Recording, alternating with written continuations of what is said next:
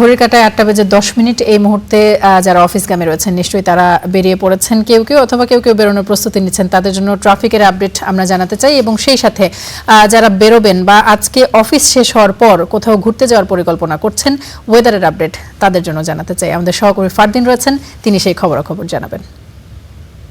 ধন্যবাদ সহকর্মী তামান্না। দর্শক, আবারও গুড মর্নিং জানাচ্ছি। আপনারা দেখছেন গুড মর্নিং বাংলাদেশ এবং আবহাওয়ার আপডেট এবং ট্রাফিক আপডেট আপনাদের জানাবো, কিন্তু একটি কথা দিয়ে শুরু করতে চাই। সেটা হচ্ছে যে যেই ওয়েদার গত কিছুদিন ধরে আমরা দেখছি, হঠাৎ বৃষ্টি, আবার মুহূর্তের পরই ভয়ানক গরম, এবং গতকালও কিন্তু আসলে প্রচণ্ড গরম ছিল। দিনে থেকে শুরু করে রাতের বেলাও কিন্তু প্রচণ্ড গরম ছিল। আবার আপনি রাস্তায় বের হলেন, দেখা গেল যে আপনি রাস্তার মধ্যেই হঠাৎ বৃষ্টিতে একদম ভিজে শেষ হয়ে গেলেন, যেটা আমার সাথে গত পরশু দিনই হয়েছিল। আমরা একটু দেখে নিতে চাই ওয়েদার, যেন আপনার সারাদিনের কর্মপরিকল্পনা সাজাতে সহজ হয়। আসলে ওয়েদার যেটি হয় যে আপনি তো আসলে খুব একদম শিওর হয়ে আপনি বলতে পারবেন না যে কখন কোনটা হতে পারে, তবে একই ওয়েদারের যেই তথ্যগুলো সেগুলো আমরা একটু দেখার চেষ্টা করব, তাতে একটি ধারণা আমাদের মাঝে থাকবে। 28 ডিগ্রি সেলসিয়াস এই মুহূর্তে ঢাকা শহরে, রাজধানী ঢাকায়, এবং যেটি অনুভূত তাপমাত্রা সেটি হচ্ছে 35 ডিগ্রি সেলসিয়াস। এবং আমরা যেটি অ্যাকুওয়েদারের অনুসারে যে দেখতে পাচ্ছি সেটি হচ্ছে আজ অকেশনাল রেইন, অর্থাৎ কিছু সময় আসলে বৃষ্টি হওয়ার সম্ভাবনা রয়েছে দিনের পরবর্তী অংশে। সকালের দিকেও একটু বৃষ্টি হওয়ার সম্ভাবনা কথা বলছে AccuWeather. Occasional rain this morning, otherwise mostly cloudy, অর্থাৎ মেঘাচ্ছন্ন থাকতে পারে, অর্থাৎ যেই গরমের অনুভূতি সেটি একটু কম থাকতে পারে। এবং রাতের দিকে যেটি হতে পারে যে একটি বজ্র সহ ঝড় বা কালবৈশাখী ঝড় সেটি হওয়ার একটি সম্ভাবনা রয়েছে, তবে সেটি 100% শিওর হয়ে বলার কোনো উপায় নেই। আজ বুধবার কিন্তু আপনার অফিস ডে, এবং খুব বেশি আসলে মার্কেটগুলো আসলে খোলা আছে, এবং ঈদের আগে মঙ্গলবারও খুব বেশি বন্ধ হয় না আমরা মার্কেটগুলো যেটি দেখতে পাই। আমরা চট্টগ্রামের ওয়েদারটা একটু দেখে নিতে চাই। 31 ডিগ্রি সেলসিয়াস এই মুহূর্তে, এবং অনুভূত কিন্তু অনেক বেশি 38 ডিগ্রি সেলসিয়াস। এবং অ্যাকুওয়েদার যেটি বলছে যে সকালবেলা কিছু বৃষ্টি বা বজ্র ঝড় হতে পারে। এছাড়া আসলে সারাদিন চট্টগ্রামে রোদ এবং গরম থাকার সম্ভাবনা বেশি, এবং তারা বলছে যে danger of dehydration and heat stroke, অর্থাৎ আপনি যদি বেশি সময় বাইরে থাকার পরিকল্পনা করেন চট্টগ্রামে, তাহলে একটু রোদ থেকে আপনার বেঁচে থাকাটাই শ্রেয়। আদারওয়াইজ প্রচণ্ড গরমে আপনার হিট স্ট্রোক বা ডিহাইড্রেশনের সম্ভাবনা কিন্তু রয়েছে, যেটি আপনি সকালেও দেখতে পাচ্ছেন যে অনুভূত তাপমাত্রা কিন্তু 38 ডিগ্রি সেলসিয়াস। আমরা একটু দেখে নিতে চাই সারা বিশ্বের যে বায়ুর মানের পরিস্থিতি সেটি কেমন, এবং আমাদের বাংলাদেশ তথা রাজধানী ঢাকার কি পরিস্থিতি। আমাদের হাতে একটি র্যাঙ্কিং আছে যেটি আইকিউ এয়ার প্রতিদিনই করে থাকে, এবং AQI স্কোর তারা দিয়ে থাকে, এখানে আপনারা দেখতে পাচ্ছেন। এবং শুরুতেই আমরা যেটি দেখতে পাচ্ছি যে ভয়াবহ অবস্থায় রয়েছে আজ সৌদি আরবের রিয়াদ শহর। তাদের স্কোর আজকে অলমোস্ট 260, 258 তাদের স্কোর, এবং এইখানে যে আপনি বেগুনি রঙে যে স্কোর দেখতে পাচ্ছেন 201 থেকে 300, 150-র ওপর থেকেই রেড জোন, এবং রেড জোন পার হয়ে গেলে 200-র পর থেকে আসলে ভেরি আনহেলদি তারা এটিকে ইন্ডিকেট করে, এবং এই পরিস্থিতিতে আসলে বাইরে বের হওয়ার উপায় থাকে না, তারা আসলে বাইরে না বের হওয়ার নির্দেশ দিয়ে থাকে। এবং রিয়াদ, সেখানে আমরা দেখতে পাচ্ছি যে 260 স্কোরে রয়েছে। 2 নম্বরে রয়েছে পাকিস্তানের লাহোর, তাদের স্কোরও অনেক হাই, তারা রয়েছে 217 স্কোর করেছে, 2 নম্বরে অবস্থান করছে। 3 নম্বরে রয়েছে কুয়েত সিটি, কুয়েতের শহর। 4 নম্বরে রয়েছে সাউথ আফ্রিকার জোহান্সবার্গ। 5 নম্বরে রয়েছে ইন্দোনেশিয়ার জাকার্তা। 6 নম্বরে রয়েছে ভারতের দিল্লি। 7 নম্বরে নেপালের কাঠমান্ডু। 8 নম্বরে রয়েছে চিলির সান্টিয়াগো।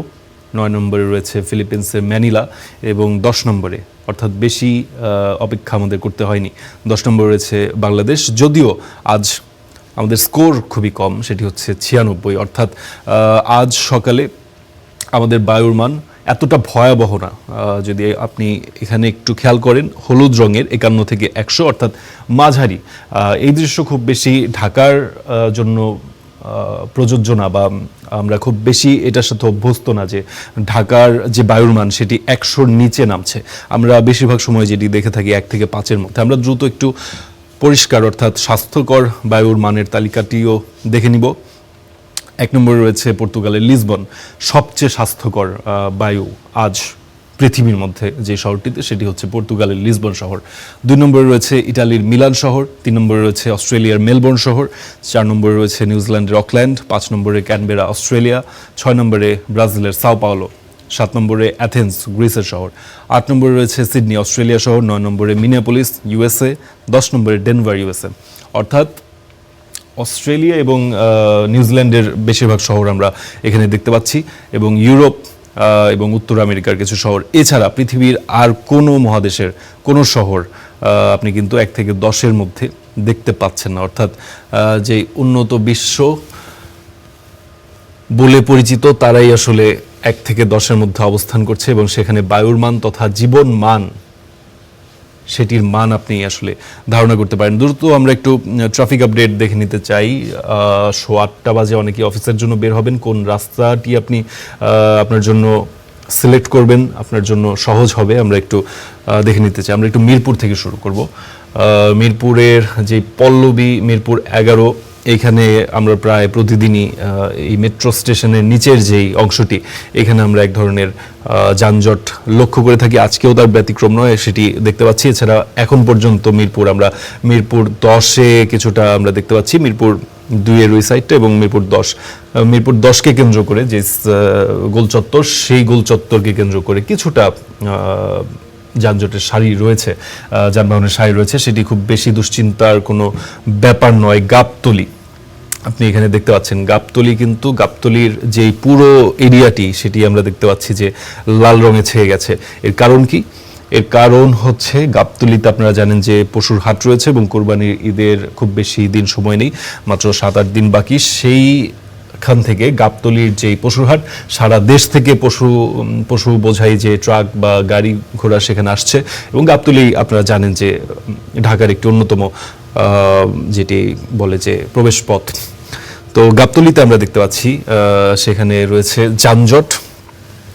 এছাড়া আমরা একটু যদি ভিতরে আসার চেষ্টা করি ঢাকার, আমরা দেখতে পাচ্ছি যে ধানমন্ডিতে, অর্থাৎ 7 মসজিদ রোডে আমরা দেখতে পাচ্ছি যে কিছুটা যানজট রয়েছে। এটি খুব পরিচিত চিত্র। এই রোডে যানজট থাকেই সকালবেলা, বিভিন্ন স্কুল, সেখানে হাসপাতাল রয়েছে।